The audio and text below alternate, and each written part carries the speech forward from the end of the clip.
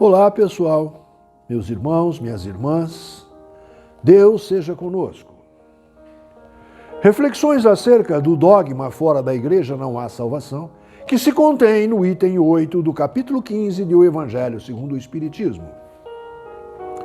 Por fundo musical, escolhi, do pianista e arranjador espanhol João Manuel Quintana Câmara, a belíssima composição A Magical Story, que vem ao brasileiro como uma história mágica. Vale lembrar que a fé de um espírita tem por alicerce a razão. Entretanto, caríssimos meus, caríssimas minhas, que seja numa razão que contenha os amorosos olhos da caridade. Intitulo esta reflexão por, abre aspas, o dogma fora da verdade da igreja não há salvação. Fecha aspas.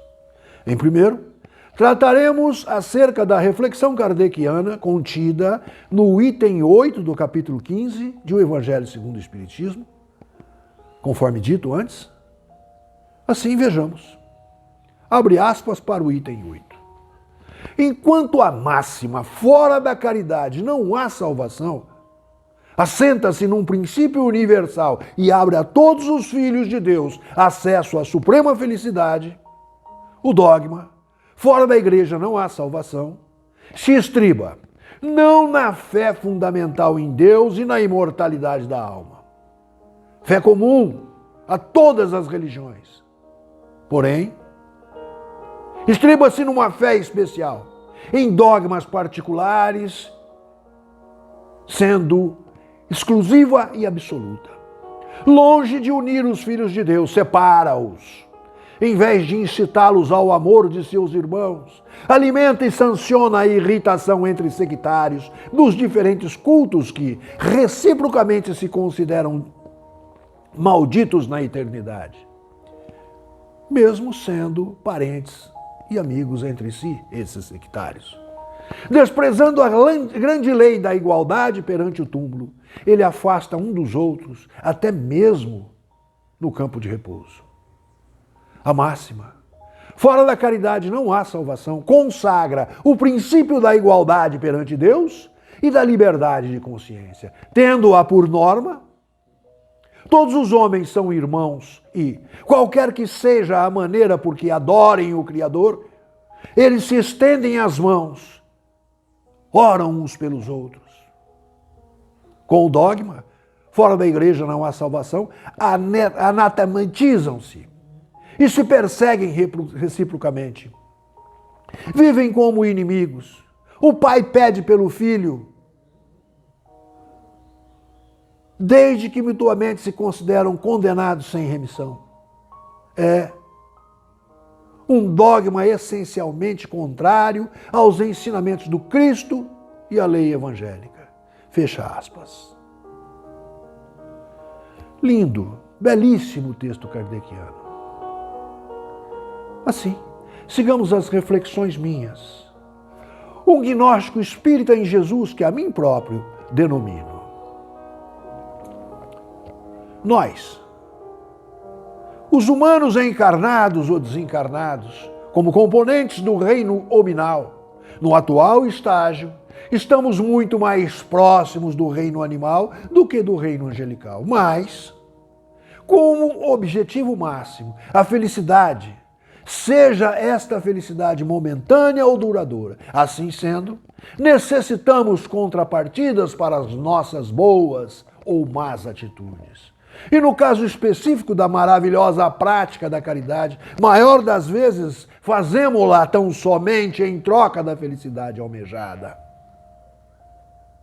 Portanto, no primeiro parágrafo da reflexão de Kardec, temos, abre aspas, enquanto a máxima fora da caridade não há salvação, assenta num princípio universal e abre a todos os filhos de Deus acesso à suprema felicidade. Fecha aspas.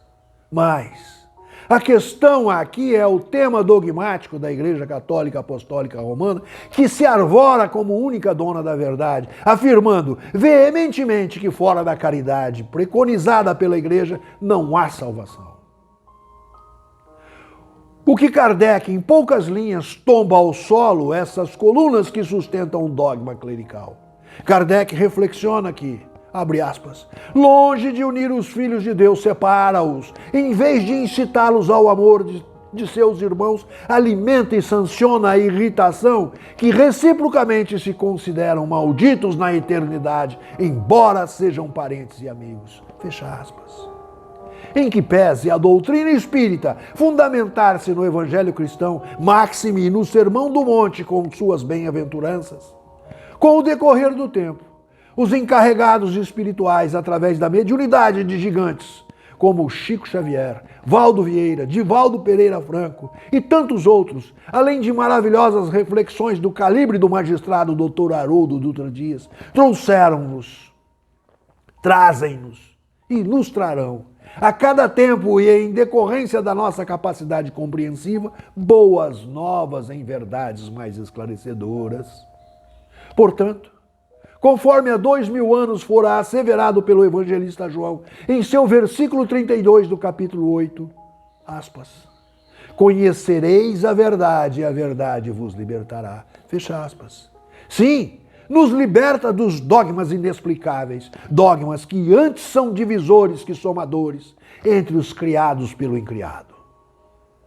Todavia, caríssimos irmãos, caríssimas irmãs, toda a verdade preconizada pelo Espiritismo, através desta pleiade de gênios do plano espiritual, redunda sempre e sempre no ensinamento de que fora da caridade não há salvação. Frase mote que é a pedra fundamental do Espiritismo.